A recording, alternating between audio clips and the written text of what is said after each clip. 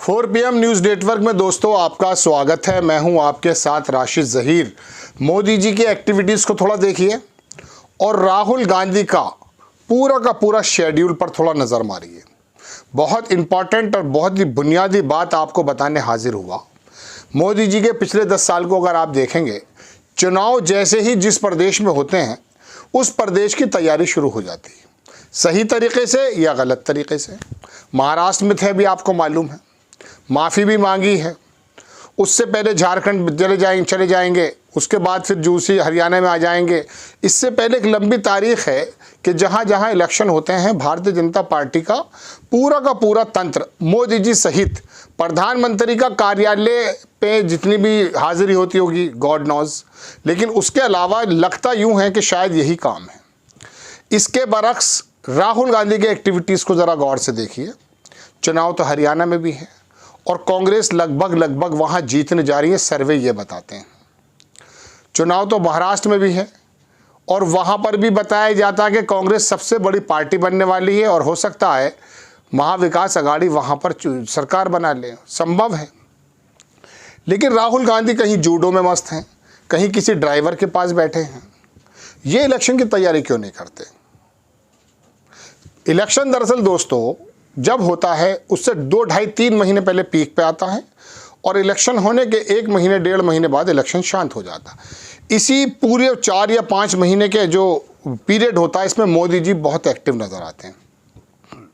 और एक्टिव होने का सबूत इतना देखिए कि 2024 का जब इलेक्शन था लोकसभा का, तो राजस्थान में डायरेक्टली ही एक विशेष वर्ग को टारगेट करना शुरू कर दिया। प्रधानमंत्री पद पर बैठा व्यक्ति जब इस प्रकार से किसी वर्ग के बारे में कोई बात कहने लगेगा, मुजरा शब्द आने लगेगा, मंगलसूत्र शब्द आने लगेगा, तो आपको लगेगा कि हो क्या रहा है। चलिए, इलेक्शन की बात थी, मान ली भाई आपकी पार्टी अगर संकट में थी और आपको लग रहा था तो आपने अपने बुनियादी मुद्दे पर, यानी कि हिंदुत्व को नफरत फैलाने मुद्दे पर अगर आप आ भी गए तो चलिए आपकी मजबूरी हो सकती है। लेकिन ये कौन सी माटी का बना हुआ बंदा है राहुल गांधी जिसको हम कहते हैं। ये आदमी युवाओं को अपनी तरफ जोड़ रहा है बिना इलेक्शन के।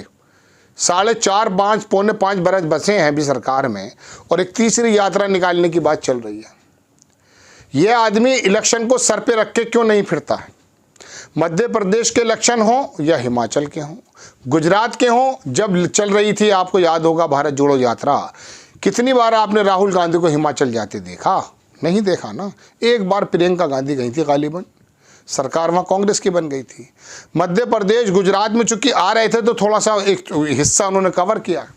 आप ये बताइए दोस्तों कि राहुल गांधी ऐसी कौन सी अलख जला रहे हैं जो मोदी जी कहीं और हैं और राहुल गांधी कहीं और हैं। राहुल गांधी के बारे में एक परसेप्शन ये बनता जा रहा है कि पूरे देश का युवा उनको पसंद करने लगा है, जैसा कि किसी ज़माने में मोदी जी को पसंद किया जा रहा था in front of the Manmohan Singh. युवा भी थे, 60, 62, 63 साल के थे, गुजरात में कारनामा करके आए थे, तरक्की का ही मान लो चलो। वो कैसी तरक्की थी आप भी जानते हैं। वघेला हो या SM कृष्णा हो, गुजरात चूँकि वहाँ पर बाकायदा वहाँ घाट हैं, वहाँ बंदरगाह हैं, तो थोड़ा सा बेहतर है फाइनेंशली। लेकिन बहरहाल वो जो गुजरात मशहूर हुआ वो दंगों से हुआ और वहीं से नायक बन के उभरे थे हमारे प्रधानमंत्री नरेंद्र मोदी। तो वो वहाँ से आए थे तो उनको थोड़ा सा एक्सेप्ट किया गया, हिंदुत्व की बात की गई, वर्गों को बांटने की बात की गई। माहौल कुछ दूसरा था। मनमोहन सिंह के तमाम कार्य जो हो रहे थे उनको भूल गए और मोदी जी की तरफ को मुड़ गए, कोई बात नहीं। लेकिन अब वो ओरा सही वे में, इंसाफ के वे में राहुल गांधी की तरफ जाता दिखता है। लोग राहुल गांधी को पसंद करते हैं। अब इसका मतलब ये नहीं है कि वो अपनी 100 सीटों को 200 सीटों की तरफ के लिए कमर बांध ली है उन्होंने। उनकी सीटें 50-52 से 99 ज़रूर हो गई हैं, लेकिन उनका जो रोल है पूरे भारत में घूमने का, लोगों से कनेक्ट होने का, वो कोई लोकसभा सीटें नहीं दिला रहा है भाइयों। वो कोई लोकसभा सीटें 250-300 नहीं करा रहा है।